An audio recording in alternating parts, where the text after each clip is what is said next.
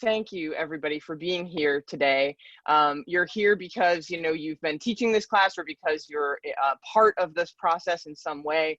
And I just really appreciate that you want to come and talk about how your experiences are going.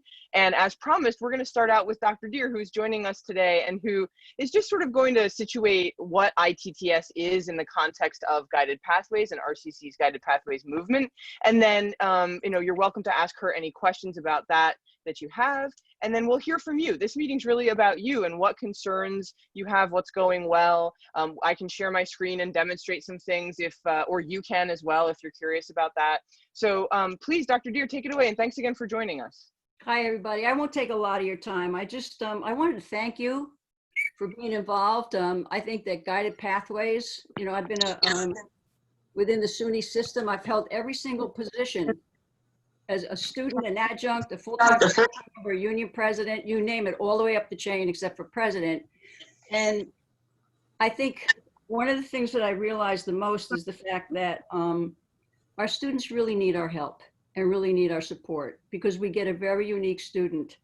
And so I have been an advocate for this, I know it's not a first year experience with the IITS class because I'm going to go back 20 years. Wow, it doesn't seem like that, but I've been at Rockland for 13. And when I was at Orange, we tried to get one off the ground.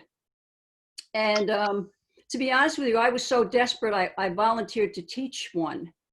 And I taught a 2-credit course, and I team taught it with the department chair. And we went in and we had, a whole big outline of all the things we knew our students needed. And we're 5 minutes, and there's about 20 students in the class, and I'm saying this, and I'm all excited because I know what they need. And all of a sudden, I looked at the person who was co-teaching the team with me, and I said to her, "This isn't going to work.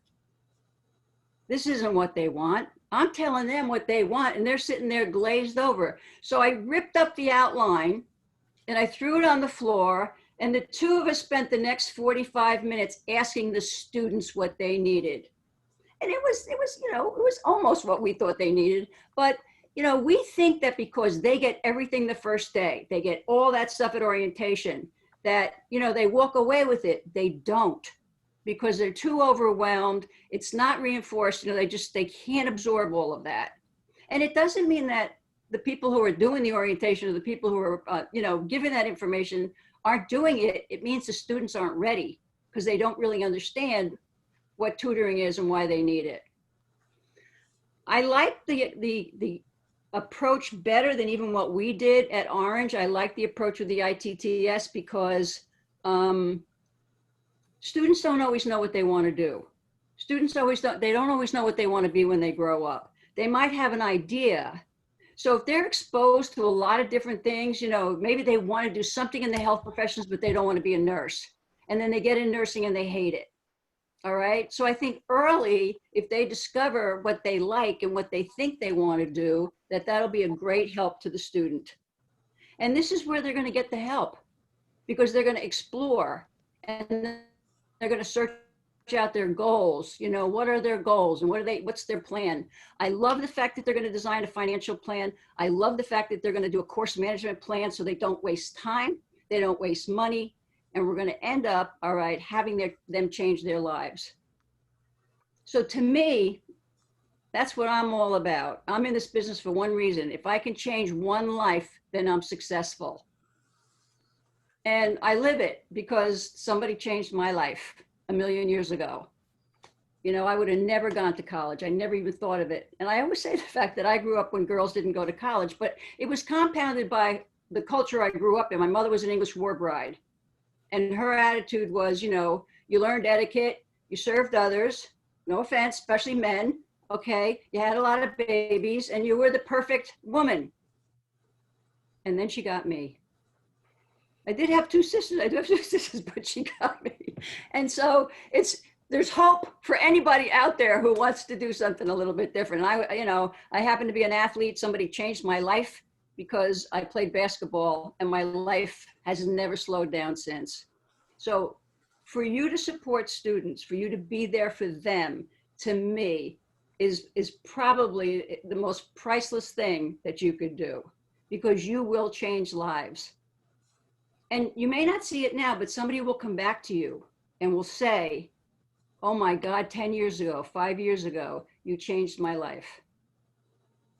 And if you've heard the story, check your emails, because I'm just going to tell one quick story. Bert, I was in line one time at I was here at Rockland, and I was at Startup, and I was getting some food.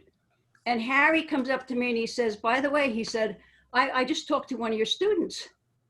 And I said, Harry, I said, you didn't talk to one of my students. I don't teach anymore. He says, yes, I talked to one of your students. He said, and here, he said, here's this orange Post-it. He said, the student's name is on it and his contact information. And he said, he has a PhD today because of you. I said, really? He said, yeah, you threw him out of class because he did something. He loved your lecture so much, he sat on the floor by the door, all right, and listened to your lecture. And he's been looking for you because he wanted to thank you for changing his life. I would have never known that, but that's what it's all about. And so if you wonder why you're doing this, you think of that little yellow Post-it and you say, I'm here because I'm changing lives. So is this like a workshop for everybody, Katie? So it's like, are you gonna go change lives? You know, it's gonna be like so exciting because I just, you know, these, especially today with our first generation students, we're gonna give them all the support in the world and keep them on that path so that they change their lives and become real world ready, according to Dr. Basson. But I would answer any questions. I don't want to take a lot of your time. I could talk to you for the next 2 hours and tell you one story after another. But well, thank you for being here. Thank you for your support. Yeah, and we also have Dr. Baston on this call, which is wonderful. Thank you so much for joining us and for your support of this project. And if you'd like to say a few words, of course, you're always welcome to do so. And then we can field any questions that people have for our president and our provost, who you can see are deeply in support of the work that all of you are doing. So is Dr. Baston a guest, or is he part of the ITTS? Is he teaching a class also? I don't believe you are right now, right? Not this semester, but you all are the brave souls that are bearing this first. And that's right. I hope to follow you in a future semester, maybe in the spring semester, if you all let me into the club. Absolutely. And of course, if Dr. Basson doesn't get bumped by another adjunct, which has happened, but this hey. Is true. This is true. Listen, this president deal, you don't get any perks from this president deal. But I did just want to pop in for a minute because I'm very excited about this work. And, you know, you couldn't find a finer cheerleader for this work than Dr. Deer. Dr. Sue Deer has been so committed as provost to really creating an academic environment of excellence for our students. She's been on the forefront in conversations, not only at our campus, but throughout the State University of New York, really advocating for a commitment to the development and success of students. And I could not have a better partner in this work, and you could not have a better provost that believes in you and what you are trying to accomplish. You know, for my part, you know, I've been doing this work. I could teach in any of the schools that would have me. You know, I've taught for George in the School of Business. I could do certainly the education school.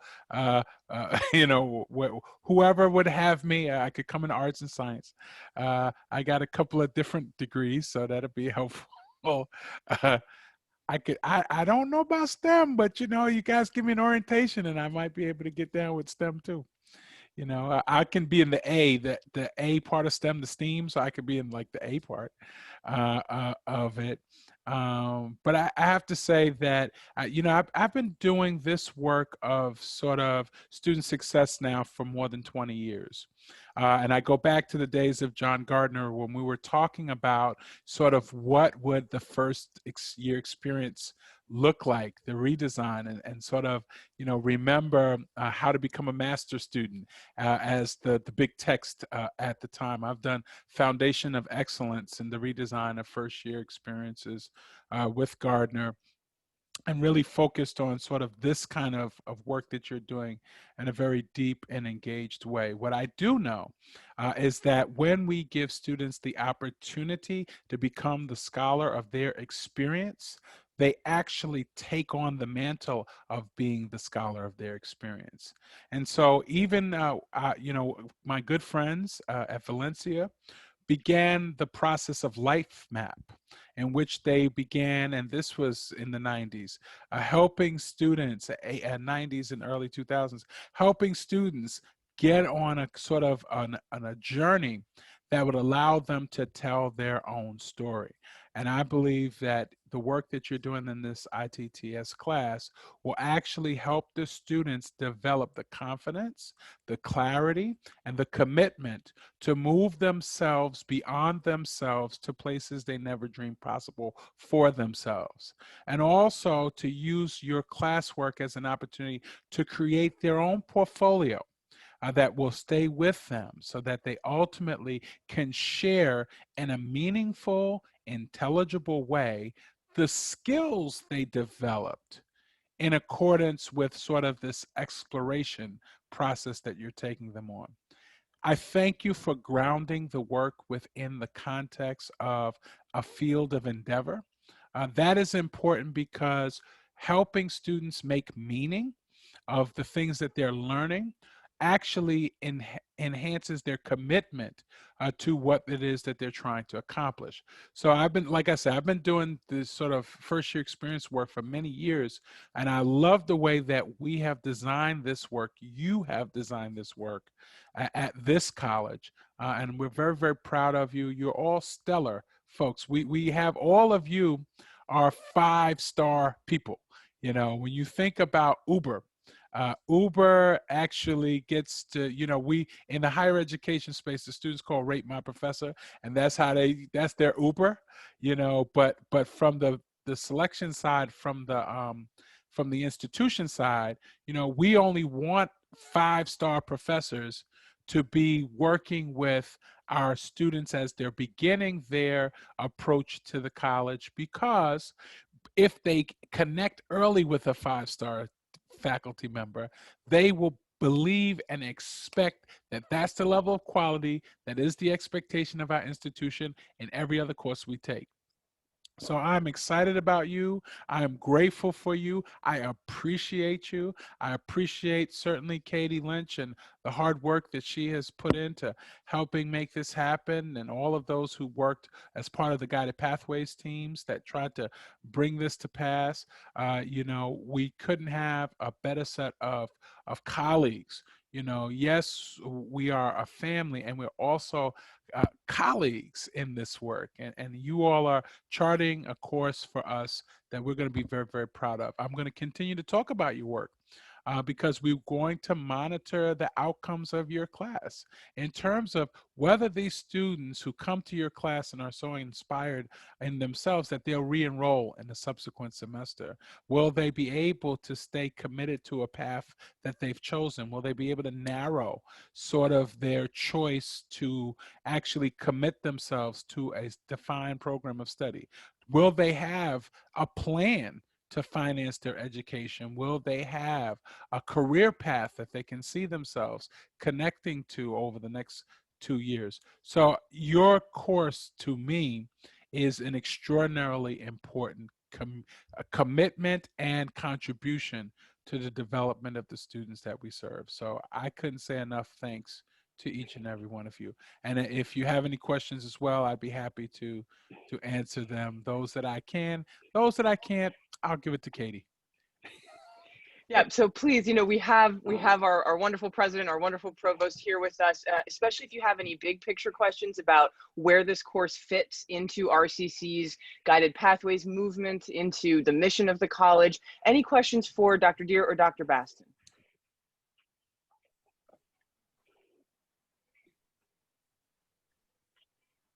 Well, See, Sue answered everything. thorough. We were so thorough in our welcome.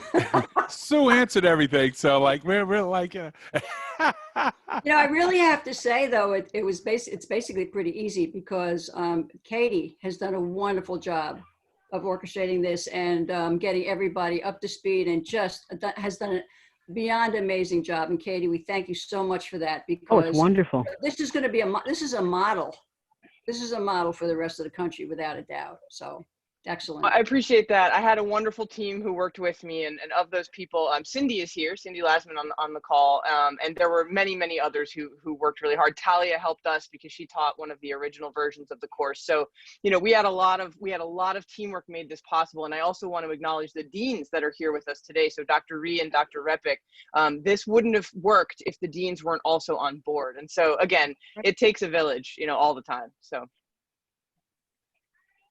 Well, thank you both, Dr. Deere and Dr. Basson, for taking the time out of your really busy schedules to join us. And you're welcome to stay as long as you wish. And that's true for everybody. You know, I know how overburdened we all are, frankly. And I understand that you may need to hop off this call early. That's absolutely fine. It is being recorded. But for the rest of this session, I'd just love to hear from anybody who wants to raise a concern, a question, share something that's going really well. This is for you. This is your meeting for you to talk about whatever you need to talk about with respect to this course. So somebody, whoever wants to go first, take it away. Hi. Hi, Janice. Katie? Hi. I just wanted to comment that the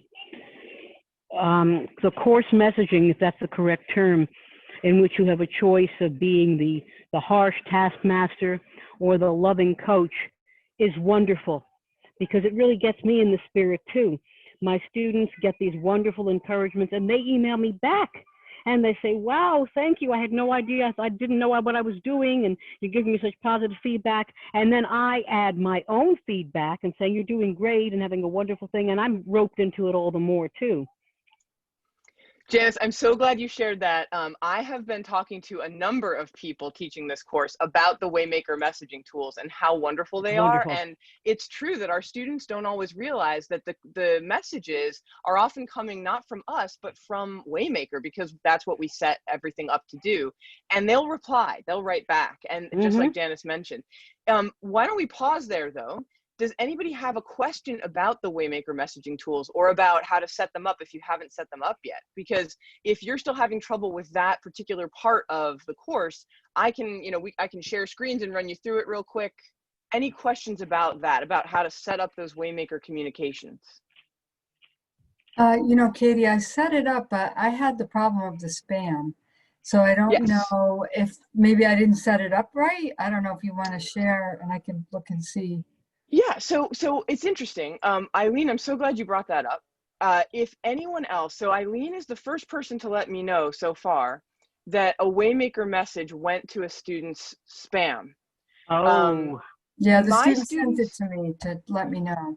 Yeah, and that's really helpful. I know you copied Mike Salem on that, and I appreciate that. Hopefully he'll be able to address our questions. You know, I know he's super busy as well. I already talked to Lewis today about it, and he was going to reach out to Brian, and they're going to see if they can figure it out. But perfect. Yeah. I always think it's operator error though. Like maybe I set something up wrong. Well, I don't know. I mean, we can take a quick look. So I'll just launch into my Blackboard here, and let me move my little Zoom thing away. So if I go to my courses, and I'm just going to choose, you know, one of my too many courses, and we'll go to content. So, you know, just to remind you, this is, of course, the teacher view. This is not what your students see. You have these grayed out folders. And if you ever want to adjust your Waymaker communication preferences, or if you have not yet set them up, you go into the faculty resources folder and then the Waymaker faculty tools. And this is great, right? First of all, you always want to make sure the first thing you check is that automated messages are on. This is set to off, it's defaulted to off, so you need to make sure that it is on. If you have students who are trying but struggling, hi Maxie, if you have students who are trying but struggling, you'll get a list of them here. For this particular class I don't, but for others of my classes I do. You can view the individual student histories, and that's kind of illustrative. So if you look at how many automated messages have been sent here to students, most of my students in this particular course have 1. A good thing to look out for is if a student has completed 0 quizzes, you definitely want to reach out to them. So I have reached out to Holly, and we're trying to figure out what's going on here, but Holly has not yet, you know, completed one. And of course, please keep that in confidence because you're looking at real students here. And then if you look at the upper right-hand corner, and let me just scroll over, I'm not sure why it got all big on me here, but the upper right-hand corner, All right, hang on, guys. Let me go back because some mouse click of mine made that weird. Of course it did. And let me see here. Are you still able to see my screen okay?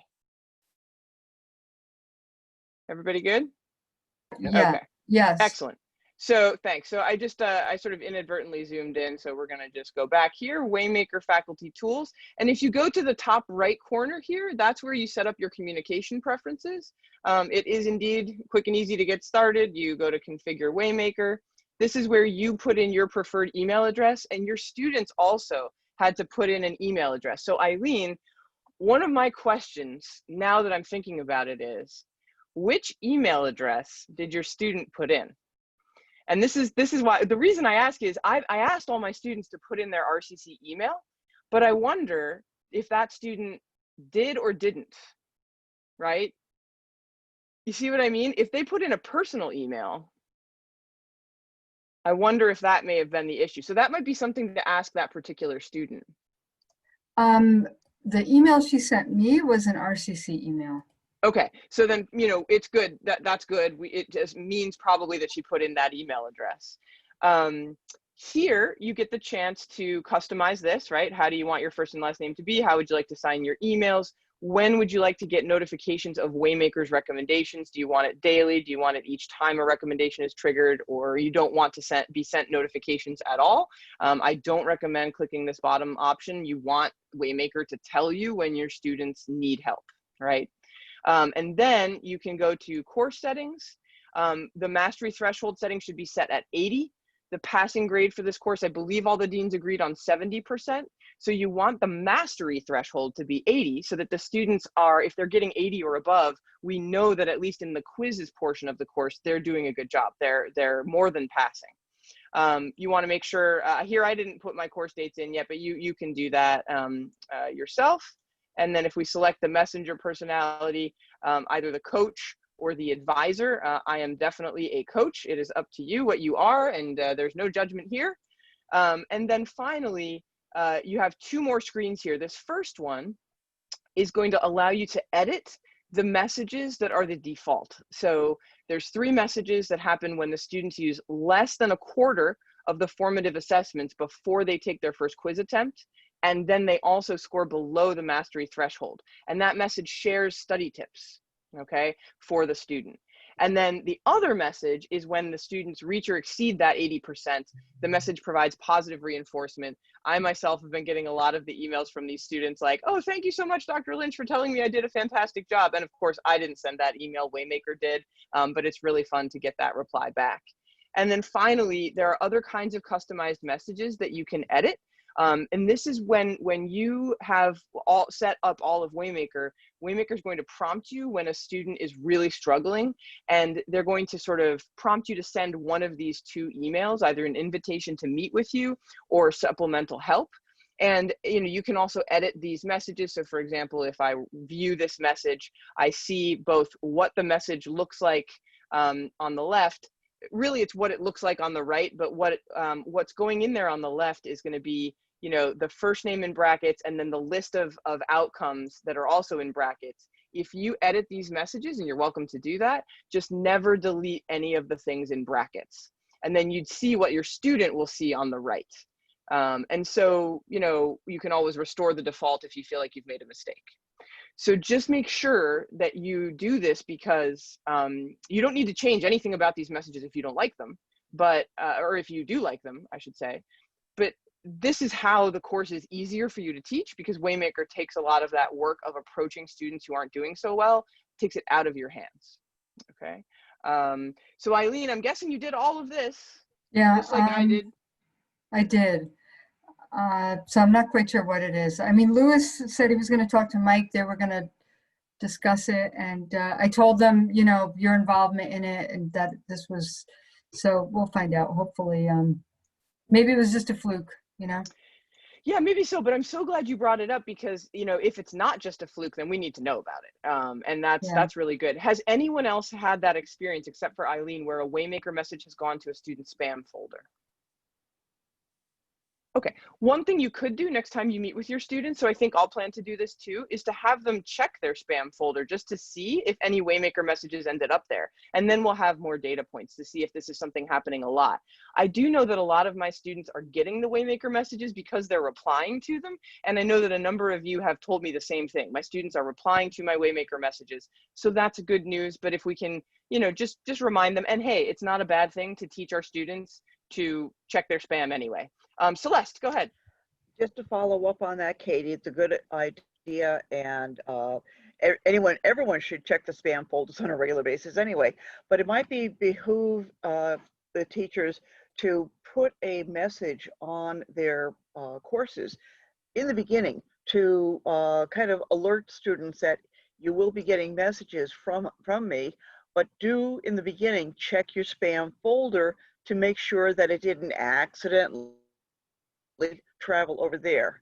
And it's an easy announcement to make. You can leave it up as long as you need to, but it's a reminder for them to check the spam. That's a great idea. So yeah, thank you. And if anybody's confused about how to use the announcements feature in Blackboard, of course, you know, you have Celeste who works with e-learning. I think a lot of us use the announcements feature liberally in Blackboard. We can always help you out with that. So Eileen, thank you for bringing that up. What else is on people's minds? Concerns, questions, things that are going well about the course? It doesn't have to be about Waymaker. Go ahead. I have another focus too. Is that through Blackboard or through Waymaker? Because I have a student who he's having a problem. I had a couple of students who said that they needed their passcode, but two of them, I told them, go ahead and follow through and tell them you need help. And then they got the access code, and they said it went well, right?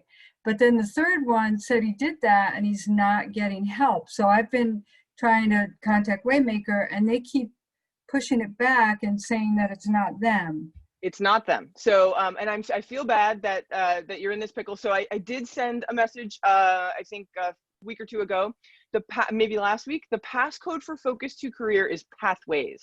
I'm also going to put that in the chat. Okay. And I did read your emails, but I missed it. So it's okay, not to worry. There are so many emails and they have so much information in them. So please don't worry.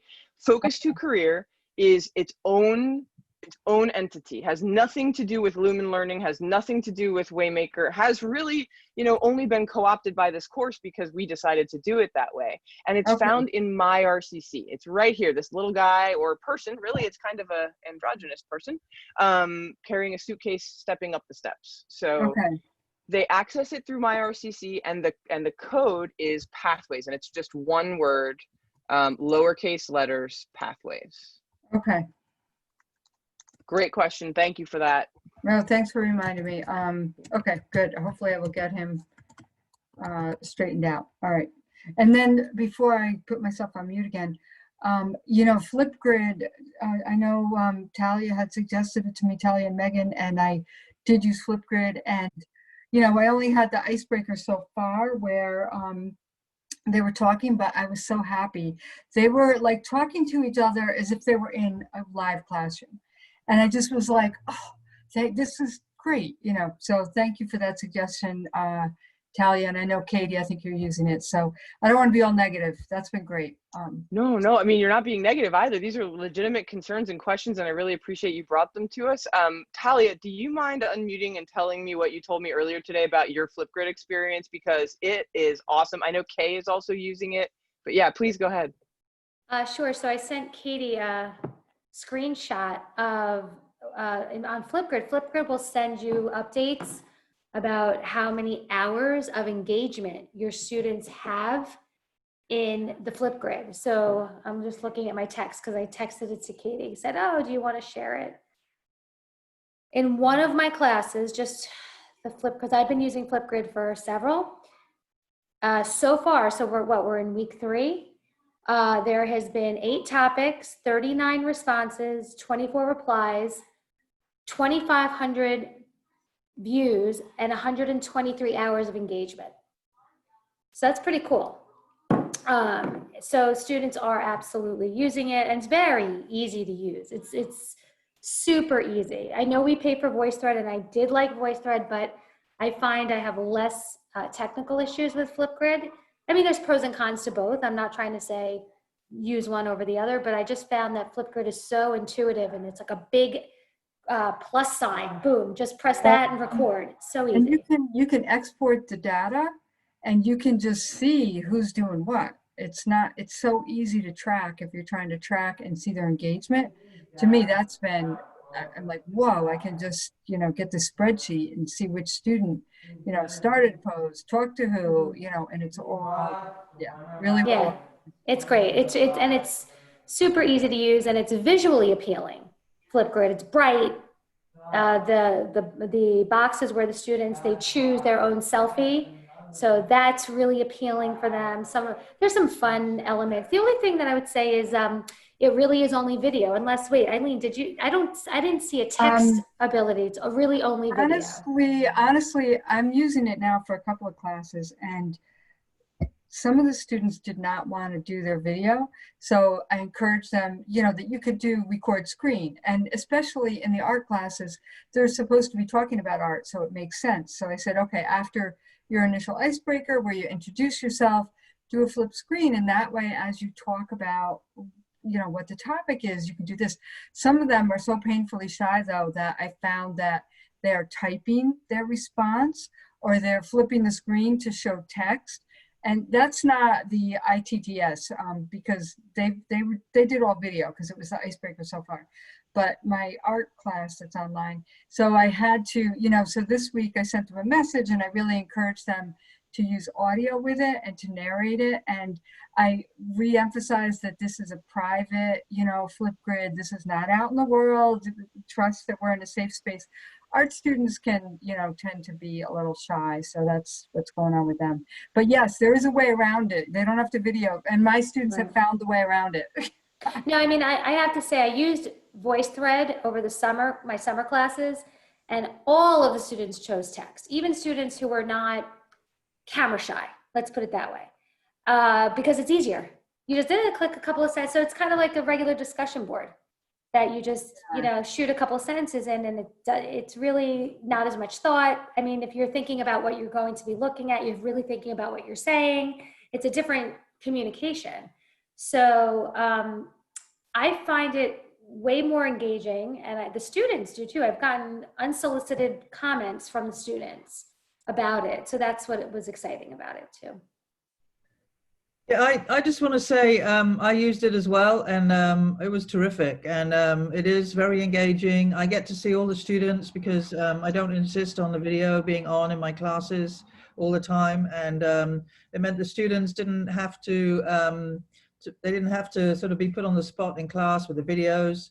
They could make it beforehand. But I did have a couple of students who were very keen not to show their faces. They were very shy. They were, self-effacing. They didn't want to show their faces, So I didn't even know that you could put a screen on there. But I thought it was really livened up my classes, because I must say I'm struggling with having with doing this virtually. There's so many, to get engaged with students. It's so much harder than when you're with them. So I was really happy that Katie recommended Flipgrid, and I recommend it.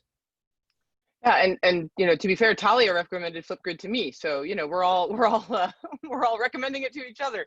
I just wanted to give you, because Mary asked, this is what it looks like. This is one activity for this is the first activity that my students did in the asynchronous class, and it was due right away at the very beginning of the semester. It was an introduction activity, and you can see that there were students who posted, these little videos of themselves, and students then had to also comment on a few other videos. And so it really turned into some great conversations. And I'm not using it quite as much as Talia is, but because I'm using both Flipgrid and discussion forums in my asynchronous class, I've actually just pushed out a survey on Blackboard to see if which one the students would prefer. And I'm betting Flipgrid is going to be the one on top, and then we'll maybe use it from there. But yeah, so any questions about Flipgrid before we move on to any other topics that you want to talk about?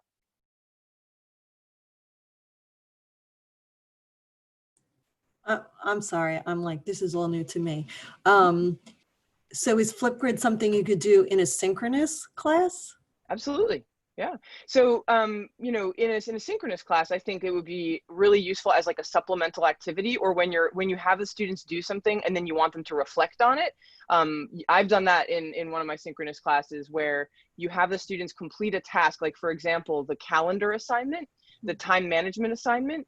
And I asked them to then reflect on what they learned from that assignment. And then I went and I posted a video, brief video about in response to each student's reflection, talking about what, you know, what they learned. So they would say, oh, I really learned that I have a lot of time on Sundays, or, you know, as some students said, I learned that I need to make more time for school. Like I don't have enough time in my schedule built in for school. I need to make some changes. And then it's my job as the teacher, I think, to say, you know, great reflection, really, really insightful. You know, hey, if you're thinking about making changes to your schedule, try a little change first, right? Don't try some giant dramatic change. Try a little change and then see how that goes, and then try changing something else. And it's really nice to be able to have a conversation with them, even though it's not in real time. It kind of gives you more face time with the students outside of that synchronous class. And with an asynchronous class, it gives you face time with them at all, right? Because you don't have any. Can I add one more thing, Katie? Sure, Talia, go ahead. I think also that the prompts are really important. I would not make them so open-ended, especially the very first one. So for example, I had the introduction, but what I do with the introduction is I give them, you know, the basics, okay, your name, your major, and then I do a couple of just fun questions. If you could live anywhere for a year, where would it be? If you had to eat the same food for 30 days, what would it be? What's your dream job? So things that are kind of like icebreakery questions. So they're not really I'm divulging this personal information, and I give them a whole list so they can choose the ones that they're comfortable with. And none of them are any deep, you know, questions about their, you know, innermost feelings.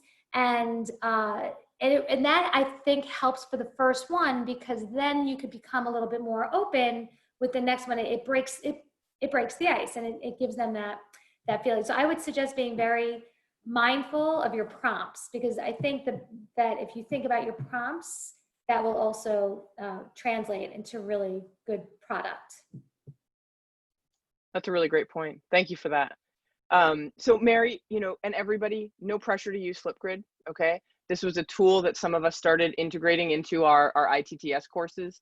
There's so much to learn already. This is a brand new course for everybody. So don't feel any pressure to go out and, you know, learn a new technology if you don't want to. But it is fun. It's enhanced my class for sure. It's enhanced the classes of a few other people. I want to turn to Emily's awesome comments in the chat. So great point. So Em, you're actually teaching the courses in person. Is anybody else teaching an IttS course like in person in a classroom? Okay, yeah. Rachel is. Anybody else? Andrew is in person at RCC? No? Okay. Bert, you are? So yeah, most of us are teaching them synchronously and remote. You know, some of us are teaching them asynchronously, and you three are teaching them, you know, in the building. So I would love, you know, if you have any special insights here. Emily's pointing out that a lot of the students are having trouble seeing the meeting location in Banner. And yes, unfortunately, the transition to self-service has been really hard for our continuing students, and the learning of self-service has been hard for our new students, right? So unfortunately, I'm not surprised that you had this issue. I wish you hadn't. But Emily's other comment is really interesting, which is, you know, that you told them about focus to career sooner. So the way that it was supposed to work in an ideal world, which we are not living in, not by far, is that the students were supposed to do focus to career over the summer when they applied. It was supposed to be part of their onboarding process. Unfortunately, what happened is that because so many students applied very late to the college, they didn't really have a chance to do that, or they missed those communications in some way, or they didn't have time. And so you're right, like a lot of our students did not do focus to career beforehand. And so they were kind of hit with a lot of work at once in that second week. And so, you know, if that's a great point, and maybe we can find a way to kind of get the word out about Focus 2. We can also talk to the advising office about that, because they are the ones who run Focus 2. It's Christina Chaudel, and I think it's a few other people in the advisement office who are the administrators of Focus 2. So I really appreciate those comments, and maybe we can work with that office to try to change that in the future so that students aren't hit with that much work right away in week 2. Oh, and Rachel, you're starting Flex 2 in person. That's cool. Okay, I'll look forward to hearing how that goes. Teresa, did you have a question or comment? Yeah, I have a technical question. I have a couple of students, well, one student in particular who submitted his Focus 2, but then he changed his mind and he didn't like what his answers were and he wanted to redo it. How can he retract it and redo it? And then I have other students who never submitted it and now want to submit it, but it's late. Where do I set up the parameters that, yes, they can submit it now even though it's late? How do I give people a second chance? That kind of stuff. So those are Blackboard questions. We happen to have a Blackboard expert among us. Celeste, did you want to address some? I mean, I can address some of those, but you're better equipped to do it than I am. That's it. Put me on the spot. But to be honest, I would have to take a look at the Focus 2 again, just to see how it's set up in Blackboard, because I did not get a course, an ITS course this semester. So no problem. I'm going to Don't worry. hesitate to answer that. I just don't want to give poor information. But yeah, if Katie can show me where it is and do all this, I can. Okay. So here's, is it the personal? No, it's right here. So here's the assignment. Okay. Let's then see. Maybe we edit. This is an easy question to answer. If you go into that assignment and that's it, edit down and bring it down a little bit. And what you're going to do is under submission details, you're going to increase the number of attempts to multiple. If you want to give it unlimited, that's up to you. That's fine. But a lot of times, even in my regular courses, I do a multiple attempt, and I'll give them anywhere from 2 to 5 chances to put stuff in. So if you do multiple, any number that you put in, and there you go. So then that will reopen the assignment for your students who want to reassess. And the nice thing about Blackboard is that it does not overwrite an original submission. It stays there. You could give it any kind of grade you want, or even just an excused grade, but you can also have it set up so that the highest grade is the one that counts. So if they're resubmitting it and it's obviously better, that's going to get a higher grade, and you can set it up. And I think it's a little further down on the there is one point where you up is it when I do multiple? Maybe I have to do multiple. There we go. Scores attempt to the highest grade, and that's going to help. So that way also they're not going to say, well, which one is going to count, my first one or my second? You just tell them the one with the highest grade. But this, again, like I said, opens up the door so that they can do a resubmission. Awesome. Thank you, Celeste. And you know, if the assignment is open to reset, like your students' work will be marked late if they submit it after the deadline, but it's up to you whether you do anything to them as a result of that, whether you penalize them in some way. So, you know, I don't, but yeah. I'm a big softie, so. Yeah, Blackboard will not prevent a late submission unless you put it in that no submissions are allowed after such and such a date. Great questions. Thank you for that. Other questions? This is great. Or concerns or things that have gone well that you want to share? I have a question about the quizzes. When they can take the 2 attempts. Does it take the highest grade? Yes, and you can give them more. Yes, I know that. You know that? I do know that. Because in my English class, so my college writing class, they're doing great on the quizzes.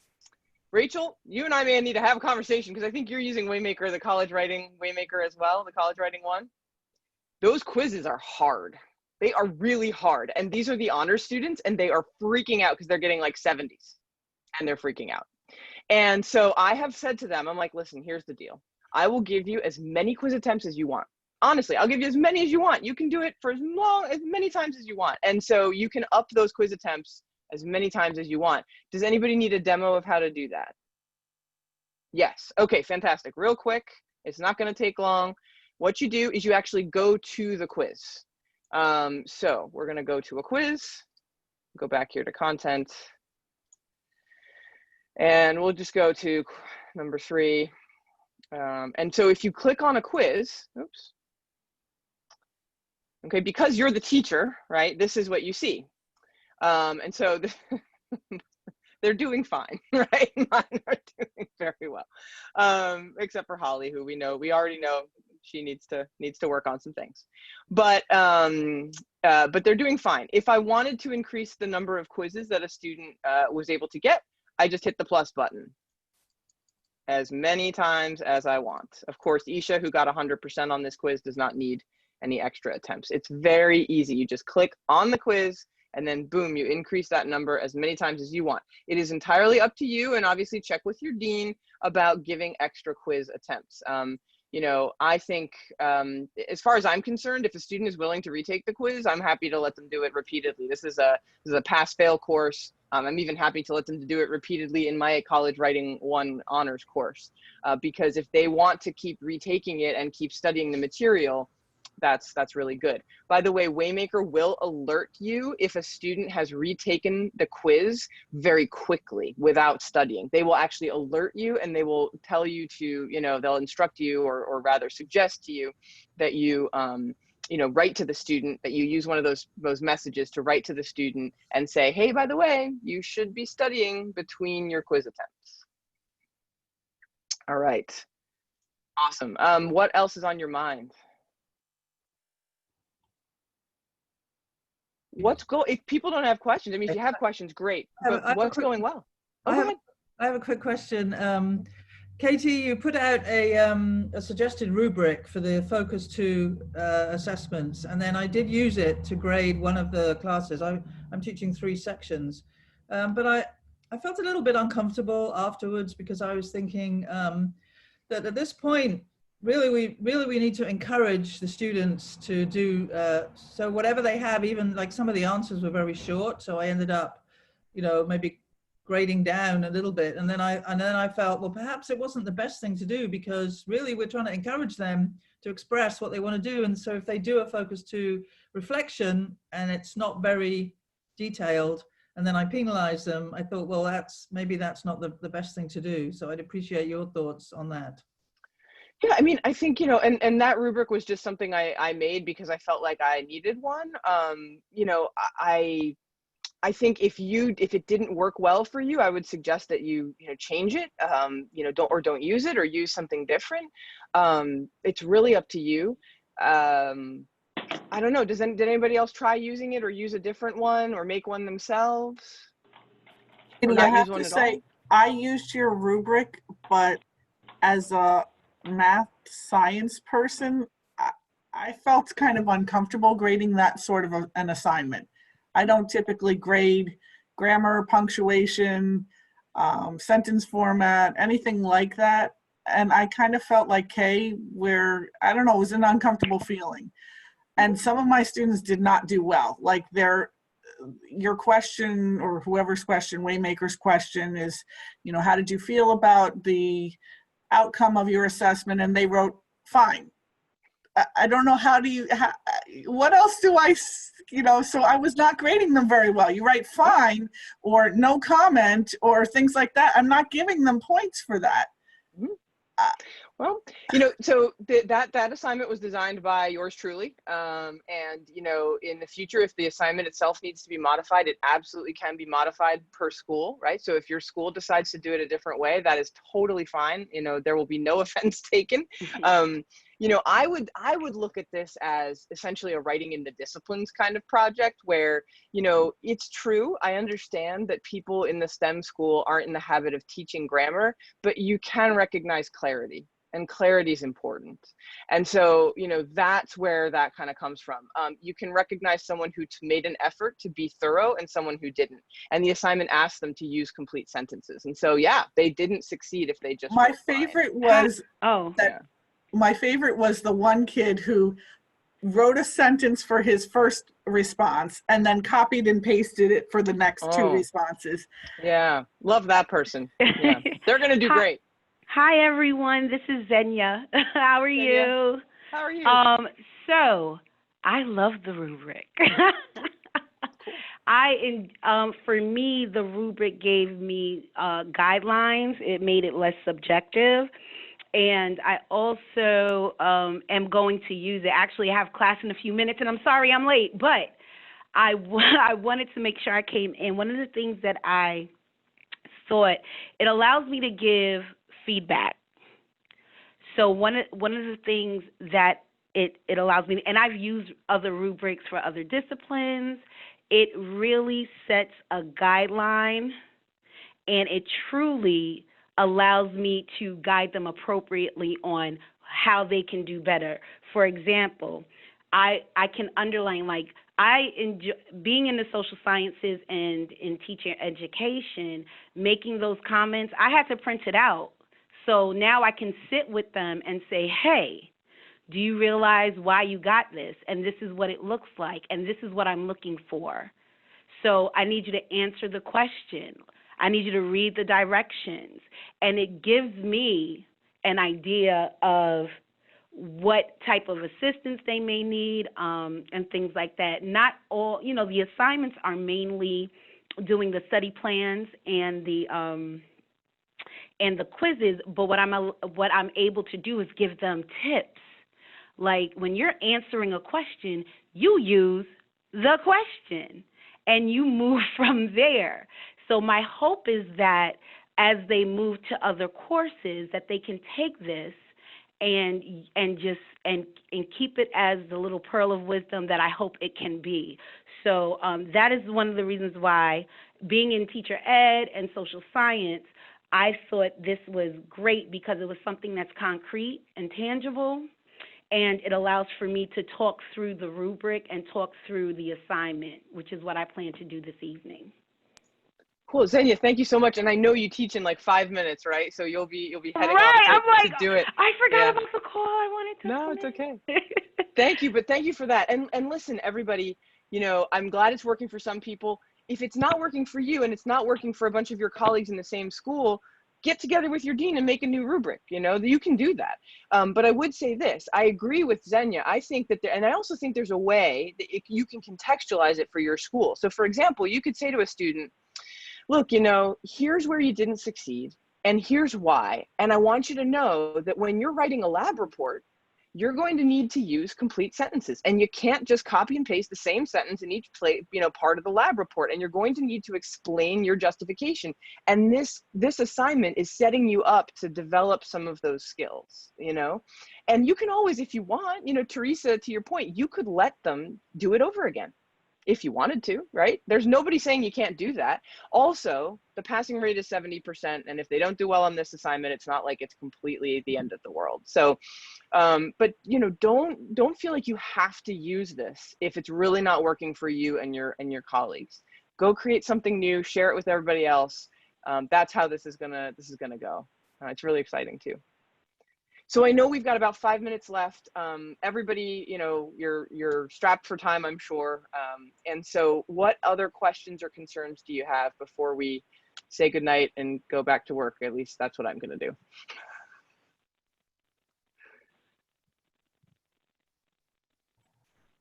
What do we do with a student who is really struggling with everything?